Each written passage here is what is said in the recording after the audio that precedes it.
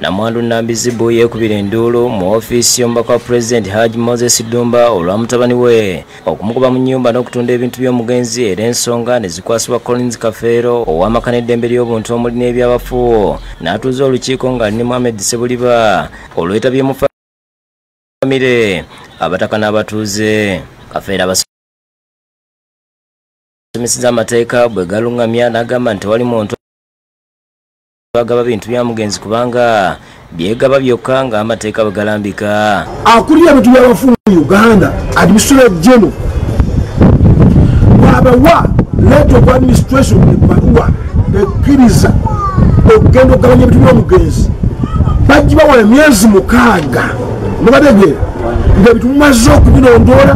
mumaze okubiwandiika eventuwe mumaze okubigabanya. Agambye nti musiitwa bagenda kumuggulako emisango egy'okudobonkanya ebintu by'omufu mulina okubitunda era n'alabula abaguzi tibagula mpewo. Bw'osente wano azikuddise wano tutundawo wano awantu wagenda gabiwanisa jjeno byali bya musajja yabikola ate yawummula kanowe ensonga embadde nsaba mutunule kubanga oli mumubonyabonya mumuza musinzigana eno obulamu bwe kati wakumuwa amata nomugulira ekikopo ky'amata naye akanyama tolina kuzaalira mu nnyumba ya kitaawe baana. Namwandu Nambi asanyusa olw'okumukwatira ku mutabani we abadde amumazeeko emirembe. Neyanziza nnyo nze nakeera ku makya ne muzaala naye bannange bamutwaleko ategeere. Sawulo ow'okulira yakusakidde gwino ku Bukedde TV. Ebintu bino lumu obitunuulira nolooza nti si byaddala naye nga byaddala mu ggwanga Uganda mu ebiri. Musajja mukulu Collins Kafeero weetaaga okusiimibwa mu ngeri ey'enjawulo emboozi nnyingi n'engeri gy'olungamyamu bantu baffe side zeeyo mu bitundu byo. Omulabi first of all omwana oyo afaanana nnyina era obalaba photocopies ekitali kizibu maama yanoba Saimo taata n'afa ono n'asika nafuuka taata mama n'akomawo kakati mama w'okomawo kakkana omusika kuwa amateeka kuba kati yafuuka taata si bwe kibeera awa amateeka nga ni maama Saimo mu maaso ga maama tokula osigala oli mwana maama ina right ino kugamba Saimo kola booti Saimo kola booti oshegeera ene ebivubuka ennaku zino byegumyulidde ebintu by'okwagala ebintu by'obwereere kati ate ne maama naye alina okwetereza kuba kakati gwali mukubulagakwasiza mu maka ga kitaawo nze yasika nafuuka taata akufuuka taata gasobola okubaawo nga buli alemera abaana abawala sometime abalemerera gye babafumbiddwa n'agamba nange nemera mu kifo ky'okubonaabona omwana ow'obuwala at least kanzire ewaffe ewa taata yazimba asangewo omulamu we nga wamwasizaawo otegera ndiko okwesojja n'omulamu wuyo bayombye n'omulamu tekikola sensi omutabani nze nganze ndaba teyandiwasiriza mwago maka ng'obulamu bwa Bukedde TV walayita ku Facebook olaba otya Saimo gw'okiraba otya nga we mbikubuulidde byonna otunuulira ku sayidi zombi n'otegeera nti maama ye yakuzaala gwe ki ekikuyingiza mu nsonga zaabwe oba yanoba omanye ekyatuukawo akomyewo abakozi abalungamye kuba akulaba gw'omusika oyagala kutandika bya kiyayeyaye ate nawe maama ono ye musika muleke kwerabisa mpaka kugenda eyo mutuuze gwamuzaala oba kyetaaga mutwala mu kika kumukuba kibooko kyoba olina okukola ate tukole tutya wamma gw'obiraba otya ku simu zaffe eza bulijjo ndo za 3 zokka tubenga tukwasaganya ekintu kino twongera kubuuza kwe tugamba wasuza otya eno sawa yaffe endala ey'ekyenja kya weekend mutugezako okuba nga twegiriisa lunaku lwa 6 tugezako okuba nga tukulambika okusobola okweyisa mu weekend n'olaba ebintu nga ebitambula okitegedde bulungi ku Facebook page yaffe. Waliwo wano omu agambye twina amasiko pada agambye ayogere ne bbaawe omugenzi ajja kubaako kyamukolera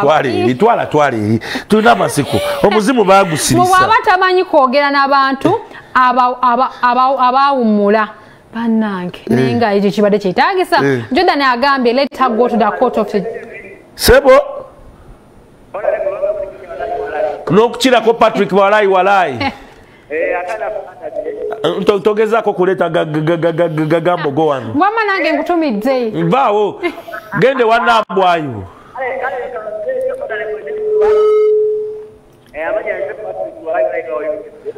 bisabulo biraba otya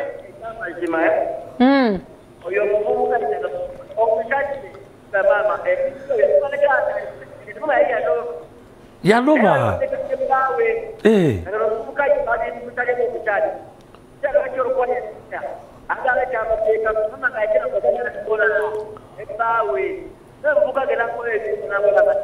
agende kuba ekyeyo kituufu agenda akola ebyo bye wama walayi weebale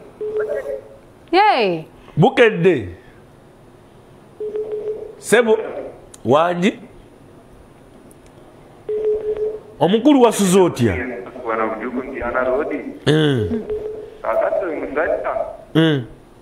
ono musajja akola bubi nnyo kubanga bw'oba oli musika baba bakuwa baba bakuteeka mu bwesigwa wasikira musayisi bintu babananse kutulugunya omuntu bamutwale mu kkomera mu kkomera mama yadduka yakomawo n'amaze kufa tomanyi ensonga yaddusa maama sayimu saagala oyongerezeko nnyo sebo kojja wange sempala akeera naffe kojja sempala tukubuuzaako tugamba ensonga oziraba otya osinzira okubanga otulaba wamma Bukedde mbadde nginagamba nti embuutikizi wangi akola ki mutuufu nnyo lwaki mutuufu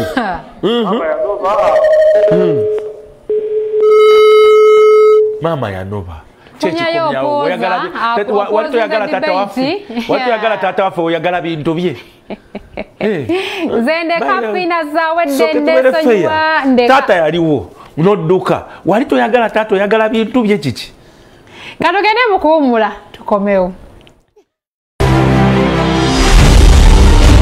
maaso n'ekyekya kya weekend Simon Munene omukibuga mbeerawo wano nagamba dda buli lunaku lwa mukaaga ne mwana muwala gwe bayita Josephine osobola okunyumirwa okukira wano singa oba ku mbuutikizi yo ku ssaawa 12 paka ssaawa 4 ez'okumakya ku mbuutikizi yeffe abajaguza emyaka 11 15 tetugijaguza fekafeka twagala tujaguze this time around ne baganda baffe bali abaawa ab'omukatanga twatuukayo beetaaga ebintu ebikozesebwa engoye ebyokulya twatuukako kone ku muzikiti balina institute yabwe oyinza ogamba senkyale ffe tulina byalaani ndi senkyale ffe tulina obuwunga munneegwe obiyina mu bungi essimu egitukubira tusobola okwevuga mpaka ku ofiisi yo ne tulaga ensi nti abantu ab'omutima omulungi gye bali nga bwetugenda wetukuba mu mawulire gaffe wetukuba buli wamu nti mukawefu wa Bukedde okujaguza emyaka 15 gyegenda okuddukira eri gye bayita mukatanga baganda baffe aba senkyale bavuddeyo ne bagamba nti obukadde bubiri buubwo bugende bukole bwe buti ne bwe buti mu studio nina baganda baffe aba senkyale properties abo nno nagamba dda omunene akolagana na munene ow'amazima akolagana naw'amazima senkyale tubayina ebbanga lyonna be baasigaliza okuvimbisa mufuna mpola kyengezako kugamba nga bamukolera ettaka erirye lyasobola manyi litwategeranga nga tuloza ettaka ly'abagagga nge bagamba ku ttaka ogamba naddala ekikwatagana ne estate abantu balinga balowooza estates z'abagagga kubanga abamufuna mpola tewali yali abalowoozezaako okutuusa senkyale lwe yalowooza ekintu ekyo ne tugamba abantu baffe abawansi ate be basinga n'obungi nga babuloka bababba nga bamuguza wano agenda okutuukawo enkya nga baguzawo abantu nga 5 ate talina na ssente zakuwaaba so ne tugamba katuteekewo enkola ennuŋŋamu mwasobola ofuna ettaka ate ku ssente eza wansi abantu baali baweddemu essuubi nga bagamba naye kirabika obulamu obwaffe tebulitereera babadde nga babeera mu nnyumba zitonnya nga naye agipangisa babadde nga babeera mu dduka landiroad anti akoma bw'ogenda okudda landiroad omusanga ku mulyango nga yakulinze dda kati ebyo byonna ebyo toddamu kubyeraliikira estate zaffe za nfunampola zaggwawo estate za nfunampola zikyaliwo era tezigenda kuggwawo kubanga nnyina eno gye bayise tiktok city mbadde nga nkuleetera naye nga sinaba kugisabukulula bulungi yawedde okujjako kamwe mulike ennaku zino tawuni yaffe omuli tiktok city soko mbulire president wa tiktok mukowodde emirundi emeka mukulu abaho gwe president wa tiktok abatiktok bagenda kuswaza yango ogule ploti zaffe nga 15 oli mukuzimba balabanga babakanyozebwe luganga amawulire bennyini bebajja okukola oli mukuzimba gwe eri soko gye tugulire ba tiktok city yeyo nga bwogiraba ogiraba abantu bagamba nti manya lutobazi awo tewali lutobazi nga bwogiraba TikTok siteriwa yeri wano kyabadaza kusente beka kusente mitwalo 8 tekawera nakakadde mitwalo 8 futi 25 TikTok azifuna ezo muri mugumu azifuna kubanga nekirala banji baguze ettaka ba TikTok era tubebaza nnyo abasobodde okwenyigira mu gundi mu nkola eyo ba TikTok abaddewo bangi waliwo abaguzeeko obubiri akamu kisinzira buli omu bwakolaki bwayina akasente kalina so gwali eyo TikTok site nene nnyo nga bwogiraba eri ku acres 20 mujje twekolera ebibuga ebyaffe ekibuga ky'aba TikToka kirimu bbaala kirimu kirabu very organized kubanga abantu amu batanze okwesokako protein nti aba TikTok amamanyi bajja kwetaagawo okubateeka ebifo ebisanyukirwamu mwe banna ekyabadaza kibuga kinene mulimu amasanyalaze amasomero walimu amalwaliro amasanyalaze amazzi mwegali ate ng'olaba abantu amu bagamba naye sipoloti za layisi zibeera za beyimbu zibeera za bisenyi nedda awo tewali kisenyi ndowooza olaba tuli kasozi ate akasozi akatagulumidde nnyo akagenda okulemerera okuzimba kwani manyi mufuna mpola tojja funa sente zisobola kuzimba ku topu waggulu naye awo osobola okuzimbawo saagala weekwase nti ate kitobazi nedda ettaka kalugwe kuba essimu ezo mu office sawa zino by the way sawa zino abantu bali mu kugenda kulambula ttaka olaba basaveya baffe baabo nga togenda kayana na neighbor nti ate onyingiddemu oziraba estate zo twazitegese amakubo olirabe kubo amakubo tuteekamu nga gamala bw'oba otambuza matiriyo okugenda ku polotiyo totaataaganyizibwa emmotoka yonna ekika kyozijja nakyo nga kirina matiriyo kati office etwala abantu baffe abagenda ku estate ey'emitwalo 8 yene eyebuseka kubanga eyo estate eri ku Masaka Road wane ekyabadaza so gwojja wane ebusege saawa zino taxi by the way abantu batandise okutuuka saawa 12 ozirabe ze mmotoka ziri busega kati zikulindiridde ze mmotoka za Century zasimbye dda tukoma ku saawa 6 saawa 12 abantu badde batuse banenyonye enkeze yeri olusiringa muko nakasente bwogamba nti eno yino ya kinana giteke kabiri abavubuka mbakunga bannanga avubuka fe tusingufubanga working age eri mbavubuka jangu oguleyo poloting ebiseera tebinaba kuyitako olaba omukulu ye yaguzeeko dda ku TikTok city ali mu kuzimba gwoyinza olowooza nti ebintu byakusaaga si byakusaaga Century bwetandika yayiyedda matiriyo omulaba kati naawe jangu otegekera obukadde botegekera abaana bo abawasedda jangu abaana bajje mu muzigo ayagala okuzimbira maama nabagamba nti estate zetubalaga ziba zaffe kubanga eyo estate olaba nange ndi mukwogera wandigambye abakwata ebifaananyi by'abalala ekyo kyolaba essaawa zino kyogenda osanga ku ground olwaleero tulangira muzaabalala nedda naye nga ayagala opposite Happy Boys n'essimu ezo zikube bakulagirire obukingo ngambe taxi ey'okubiri nene Kayunga Road nabagambye emitwalo 5 gikyatambula abantu batuguzeeko ettaka gwali eyo ng'okyasigalidde omukisa gukyaliwo luli wali tonnafuna ssente essaawa zino kuba essimu ezo tuli wano kyali wajjala ku agenda wali ofisi yaffe etwalabo ku Kayunga Road eyo estate yaffe twagitegese jo twagisabukule kubanga tumanyi nti era abantu eyo phase 11 Subi estate phase 11 eyo estate ezimu kuzizaamu abantu essuubi bw'obadde oli eyo ng'ogamba bannange nga ntunze ennyanja mu katale naye nalemu okuraisinga miliyoni 5 gula ettaka affe tuliwo okuzzaamu ssuubi mu Subi estate tewetaga genda mu banka kufuna looni kugula ttaka jangu bano bagenda kukikola balisasulira ku mobile money nga bw'ozikoze buli lunaku bw'obasasula bw'obasasula biveemu ebya buloka nti ate sente nazifunye mu banka ate nkolebwe nti bano bagonza dde ebintu byaffe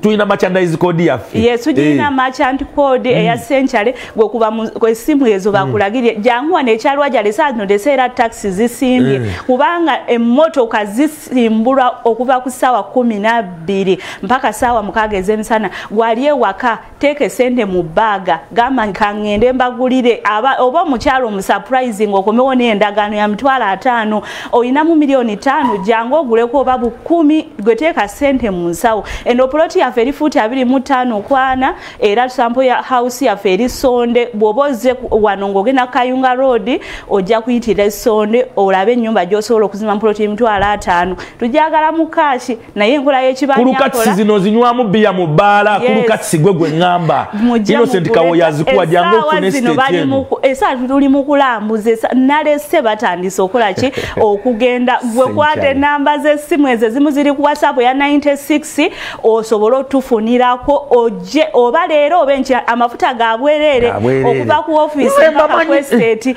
tebagenda kusasuza amafuta gwe kuteeka butesi sente zogenda sasula poloti temuli extra cost bw'oleeta $5,000 teruga matereta yeza kiyamani ate ki nedda abalina amayumba g'abapangisa mbalinze era saa zino ngenda kwambala butusi tugenda mu field kulambuza abantu ku ttaka lyaffe. Ebya Sentya tuyinza okusulawo wano balina kumpi ku buli luguudo oluyingira n'okufuluma estate zaabwe ziri organize zirina amasannyalaze zirina amazzi tebagenda kulambuza estate ya muntu mulala tuba nabo buli lwa mukaaga tuba nabo wano ku Bukedde twagamba dda ow'amazima akolagana nawo amazima emyaka gye tumaze mu nsiike zino nga Bukedde tukolagana n'abakola byakabi Sentya Properties be bamu ku bo ababikola tugenda kuwumulamuko tugenda kukomawo ekyenkya kya weekend. Good morning.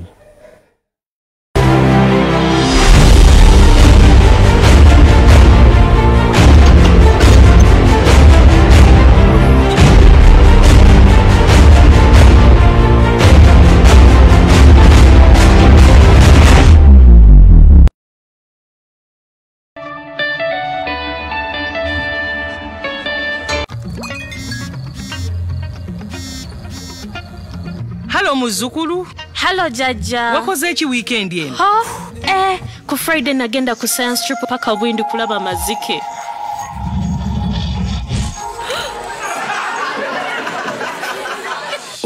Oro nenda ba final zompile London. Saturday nezlayo ne bannange mbisote ebinene ku video game neera. Awo nensomesa alongosa ne TV amazina agaliko